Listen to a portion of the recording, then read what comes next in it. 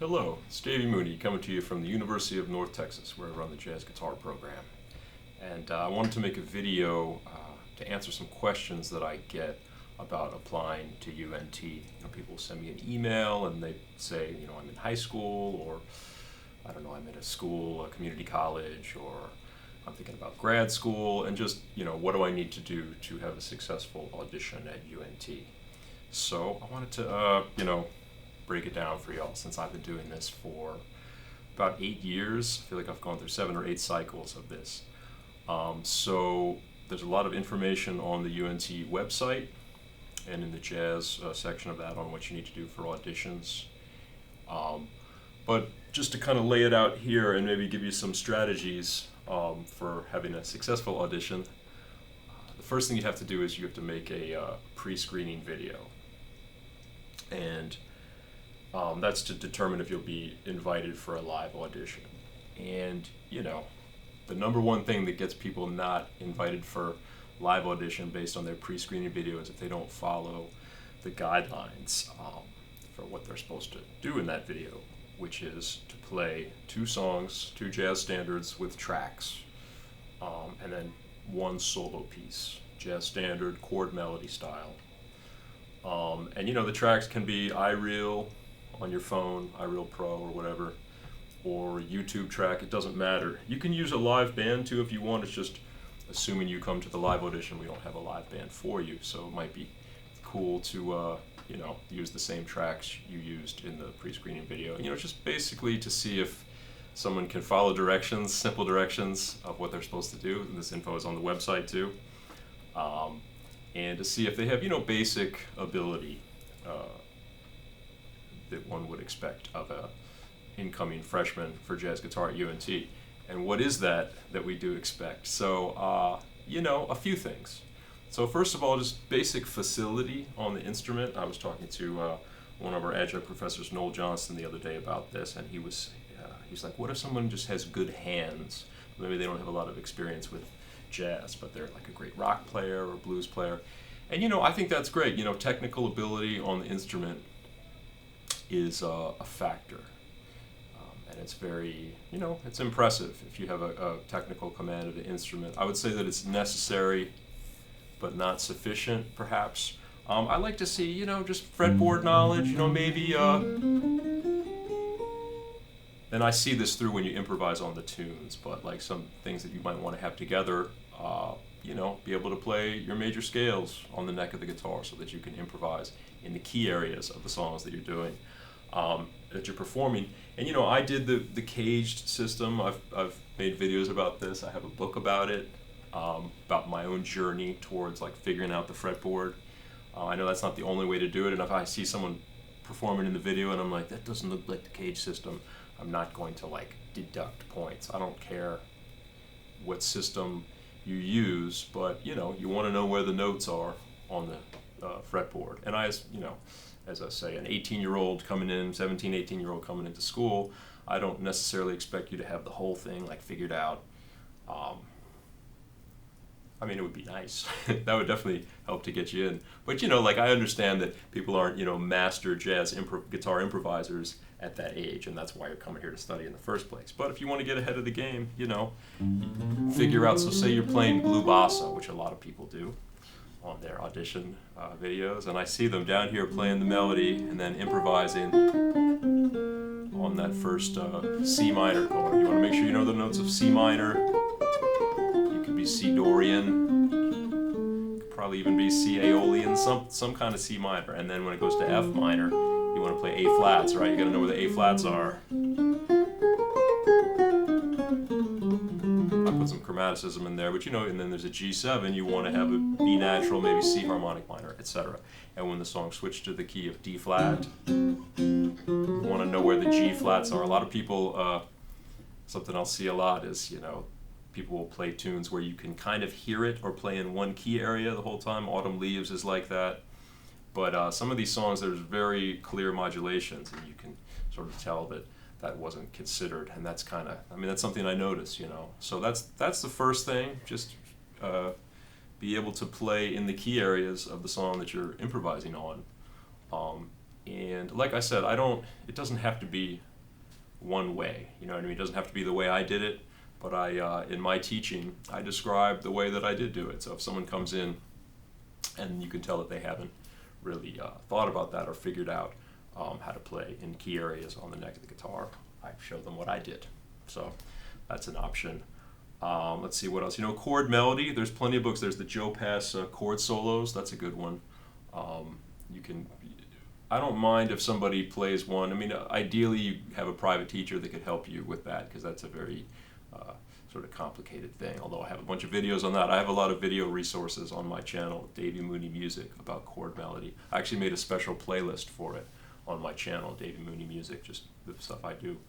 And the videos are pretty dense, I will say that, but you know, again, you don't have to play like Pasquale Grasso or Joe Pass or necessarily, but you know, I want to see something within the jazz guitar realm. And so that brings me to a third point, which is I tell people one way that I differentiate, say if I have two, you know, basically what happens is I get a bunch of videos. Some of them clearly are not going to be successful here, and it's easy for me to say, you know, deny, I think is the button. Some sound amazing, and it's very easy, and I say accept. And then in the middle, you know, there's a lot of people to the point where I have to make decisions, and luckily, knock on wood, I usually have more applicants than I have spaces, which is good for me, maybe not so good for you guys. But one way that I differentiate, say if I have two people and they both have a similar command of the neck of the guitar and the key areas, say they have a similar technical ability, they're playing in the you know, they both have good hands.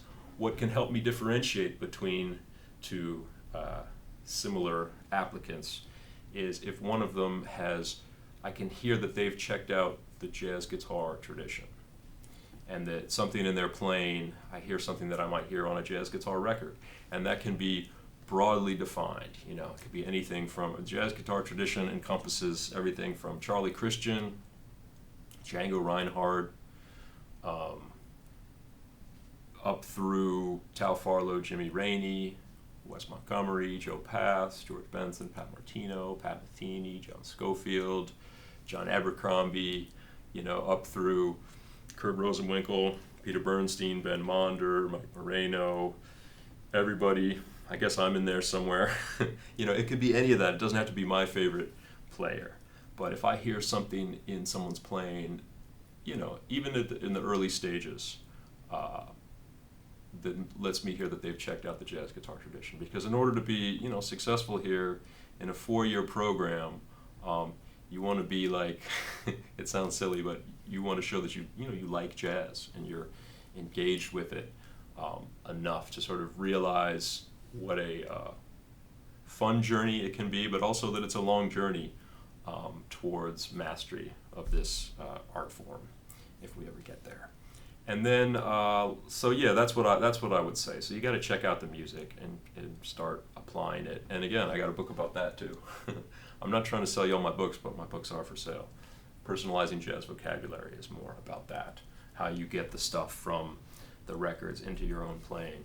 And so one other thing, and then also I don't make this video too long. So I came here as an undergrad in the fall of 1998, before many of you were born, probably all of you.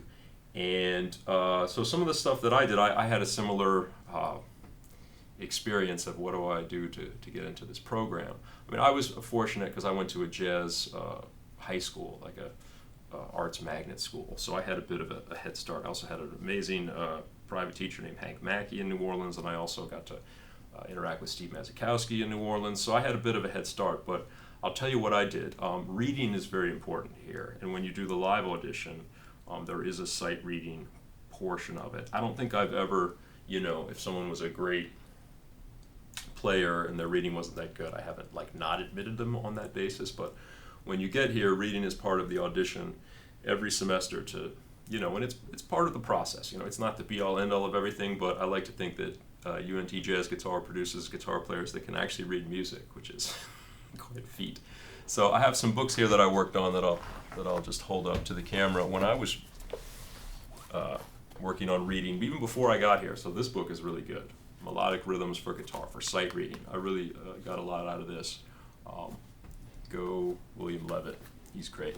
And then at the same time, I worked a lot on Barry Galbraith. You can see this is actually I still have the 1990s edition of the fingerboard workbook. I know some videos I accidentally say the fingerboard workout. My bad. But it is a workout. This isn't really sight readable. This is stuff you want to kind of perfect. And I think that helps reading too, to have some stuff that you are actually working on sight reading with, and other stuff where you actually have to perfect it. And then I worked out of the Omni book.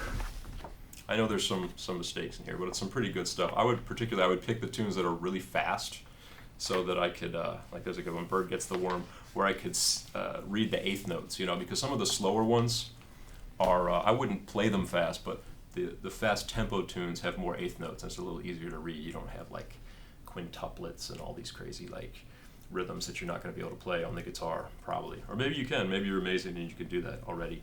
Another Galbraith book that I liked a lot, Daily Exercises. I don't know if I do them every day, y'all, but I do them a lot. I still do them with students, and all the Barry Galbraith books are great. So that's some stuff that I used to work on.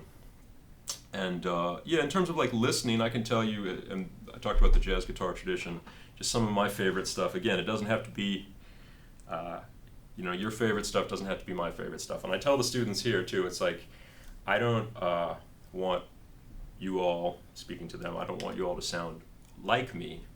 I want you all to sound better than me. So if you can take something that I've got figured out and, pocket that and then improve on it, or maybe decide, yeah, he's got something that he does, it's not really my thing, I like this, I'm not going to dock you for that or not accept you. But in the interest of full disclosure or whatever, saying what I used to listen to, and still to this day, but particularly when I was getting ready to audition for UNT, and when I was in high school and stuff like that. Like I loved Joe Pass, For Django, Joy Spring, Catch Me, the 60s Joe Pass. I would listen to that like every day. Wes Montgomery records like the Dynamic New Sound, I love that one. The Organ Trio, Boss Guitar, Smoking Up the Half Note, Full House, Incredible Jazz Guitar, all those great Riverside records. I used to listen to Bright Size Life, Pat Metheny, and Question and Answer, those two particularly. Schofield, I really loved En Route, that actually came out a little bit later, the live trio record, and also his playing on Joe Henderson's So Near So Far. I loved the early Rosenwinkel came out when I was a student here, so stuff like Intuit, Enemies of Energy, I love those records. Intuit's a little more accessible because he's playing standard, so you can figure out what's going on. Anything by Peter Bernstein, I really love the Sam Yahel record, I hope I'm saying his name right, In the Blink of an Eye, that might be one kind of hard to find with Brian Blade. And again, it could be anything. Charlie Christian's playing, Alan Holdsworth records. I love, if you got some Holdsworth stuff, that's amazing. Metal Fatigue is my favorite.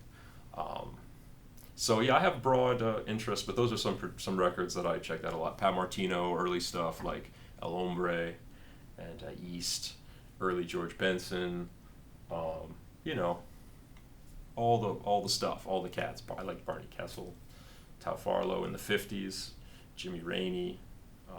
So, and if I hear something from any of those records or some record I didn't mention, I don't know every single jazz guitar thing that's ever been made, but I know a lot of them.